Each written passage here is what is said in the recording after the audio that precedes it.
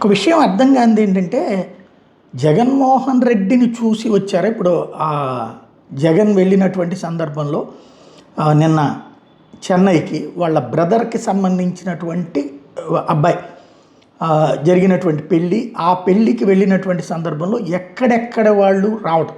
అందులో ఏకంగా ముఖ్యమంత్రి స్టాలిన్ రావడము, అలాగే సూర్య, తర్వాతన కార్తీ, వీళ్ళు ఒక వైపున రావడం, వాళ్ళతో పాటుగా మరొక వైపున విజయ్, హీరో విజయ్, ఇప్పుడు టీవీకే పార్టీ అధినేత విజయ్ రావడం, వరుసపెట్టి వీళ్ళందరూ అక్కడికి వచ్చారు.